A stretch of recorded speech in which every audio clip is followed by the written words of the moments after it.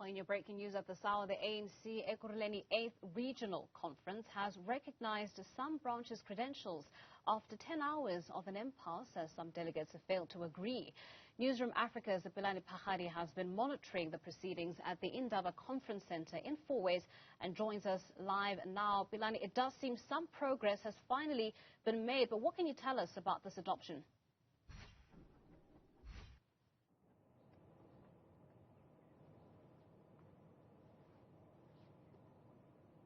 Well, it is the adoption of credentials at the whole entirety of them. So it is not about only just some branches. So it is an item, and the item now has finally been concluded with the adoption of credentials. And let's bring in NEC member Dakota Legoete just to give us an indication, really, as to I'm sure the NEC, as the deployees here, you must be happy that finally there is some level of movement. What was the delay over the last 10 hours? Look, the delay was by and large from the delegates themselves arguing on this matter and this matter, on the outcome of the audit verification report, on how PGMs were conducted. And that's what delayed us. But the delay was not only here. The delay started also at the registration point.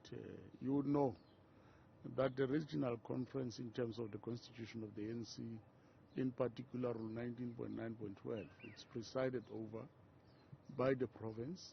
We're here from national office to come and strengthen our PC as well as our region in Ekurhuleni for them to host a successful conference. And so far we are happy with the progress we have made after a tough engagement amongst delegates.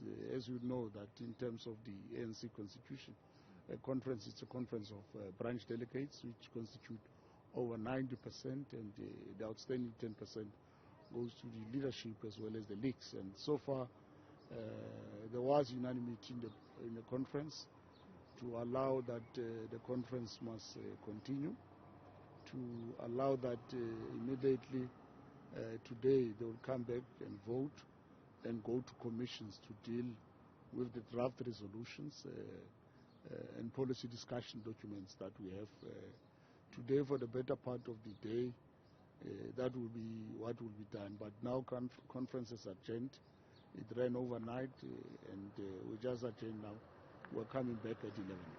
Yes, definitely. Is there substantiation, the claims really, are they substantiated that some of the branches were feeling that there were issues of manipulation, and now some of those branches have had the disqualification status now changed to qualified? Look, the issue is not necessarily that some of the branches were not certified. It's some of us who are not satisfied, even in terms of internal dispute resolutions mechanism that we have put forward. There are some amongst our branches who don't want to accept the outcomes of the dispute resolution mechanism, the outcome of the intervention that was made by the organizing department in terms of dealing with some of these branches, the alleged 5, which it's alleged that they are being denied the right to participate in the conference.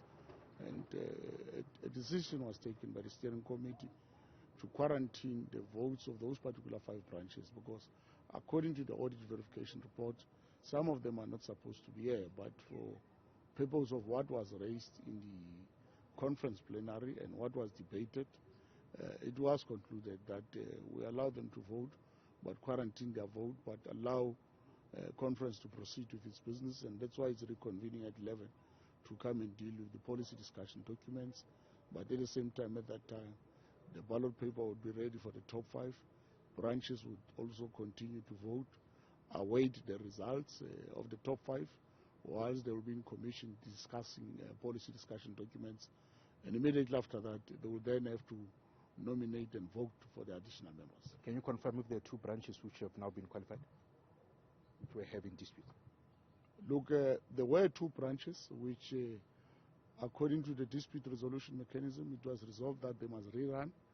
Those 2 branches have rerun, and now those 2 branches have been included in the final audit verification report as an addendum, in particular Ward 99 and Ward 92.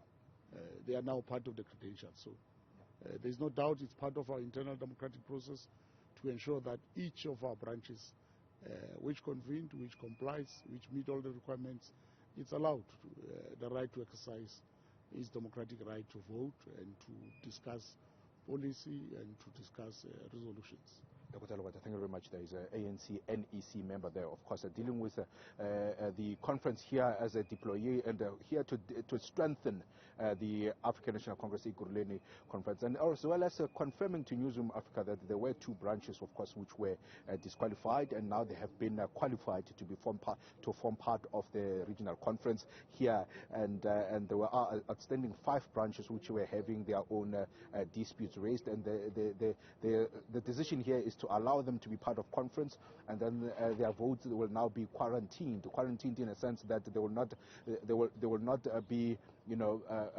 part of the counting, at least today, until their resolutions have, their disputes have been resolved sometime later next week, and only then if the outcomes of the number of branches, if the outcome here favors the number of branches that will now be in quarantine, only then will you find that those particular branches, their votes will now be released to form part of the collective once their disputes have been resolved come next week.